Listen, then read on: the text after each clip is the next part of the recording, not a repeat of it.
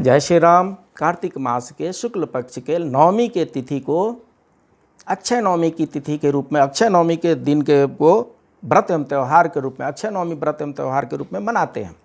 और चूंकि ये आंवला के पेड़ के नीचे होता है, इसलिए इसे आंवला नवमी के नाम से भी जाना जाता है। तो आइए इसकी कथा, पहली कथा सुनते हैं।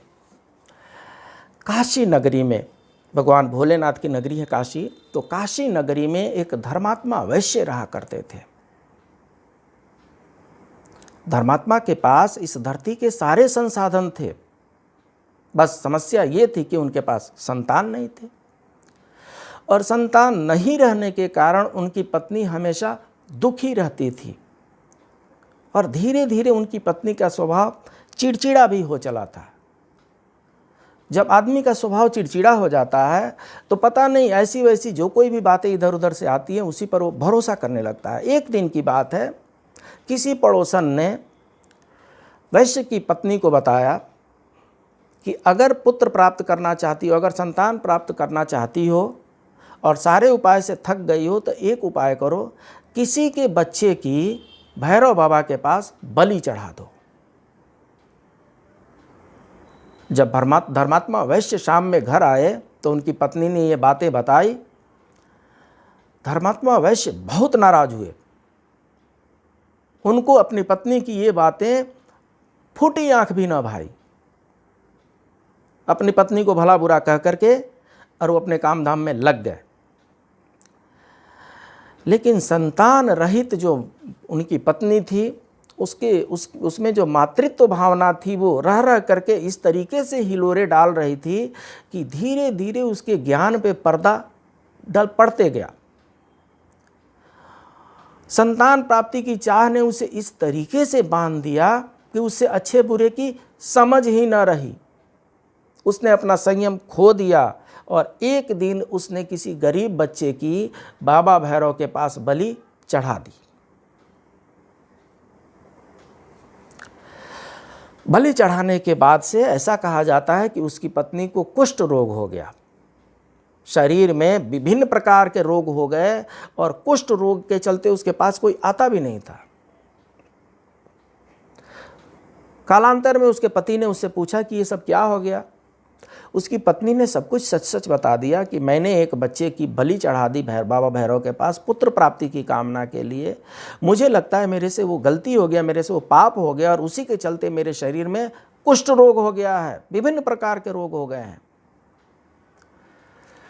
धर्मात्मा वैश्य ने बड़ी डांटा फटकारा, बहुत भला बुरा कहा, लेकिन हैं तो पति पत्नी के संबंध। उन्होंने कहा ऐसा करो,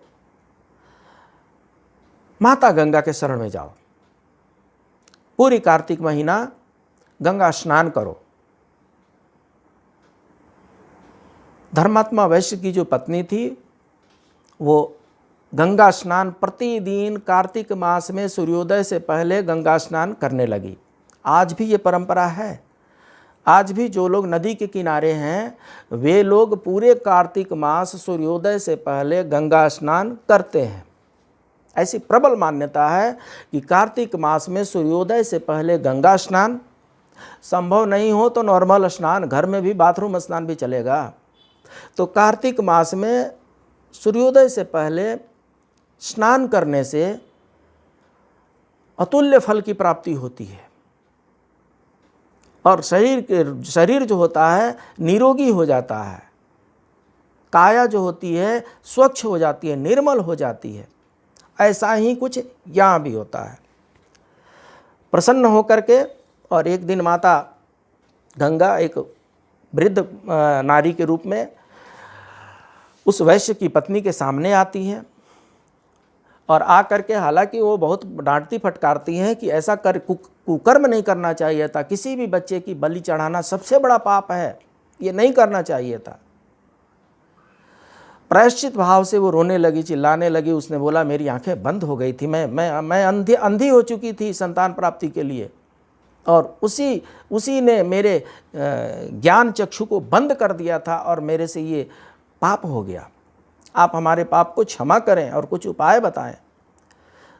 तब माता गंगा ने कहा आप ऐसा कीजिए, इस कार्तिक मास के शुक्ल पक्ष के नवमी के दिन अक्षय नवमी का व्रत रखिए, आंवला के पेड़ के पास जा कर के और पूजा पाठ कीजिए। भगवान विष्णु का पूजा पाठ आंवला के पेड़ में करना है। ब्राह्मण को बुला करके उनको भोजन कराइए, ब्राह्मण से कथा पूजा सुनिए,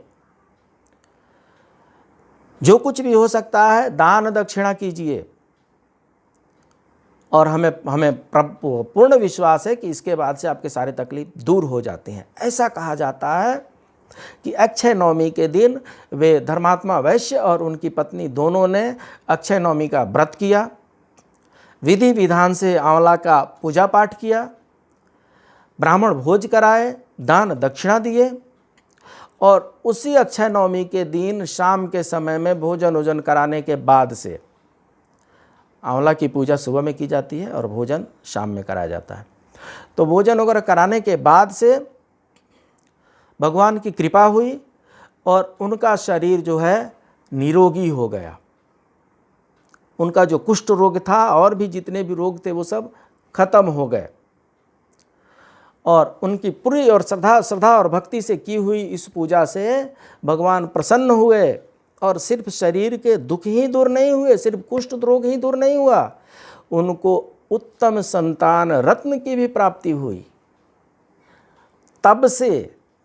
तब से जितनी भी नारियां हैं, पुत्र की इच्छा रखने वाली सारी नारियां अक्षय नवमी का व्रत रखती हैं, बड़ी विधि विधान से भगवान की पूजा पाठ करती हैं, ब्राह्मण भोज कराती हैं, पिकनिक के रूप में मनाती हैं और अक्षय नवमी की कथा भी सुनती हैं। अक्षय नवमी की शुभकामनाएं हमारे साथ हैं। आप भी अक्षय नवमी के दिन आंवला की पूजा करें, आंवला का पौधा लगाएं, हो सके तो ब्राह्मण भोज कराएं, कथा जरूर सुने। अगर ब्राह्मण उपलब्ध नहीं है तो मेरे YouTube चैनल सनातन ज्ञान की गंगा पे कथा सुने। ऐसे हर पर्व त्यौहार के कथा हम इसमें डाले हैं। अगर आपको अच्छा लगता है तो हमारे चैनल को लाइक करनी चाहिए, सब्सक्राइब करनी चाहिए, कमेंट करनी चाहिए। कमेंट करने से हमारे हौसले बुलंद होते हैं। तो आंवला नवमी की, अक्षय नवमी की शुभकामनाओं के साथ जय श्री राम।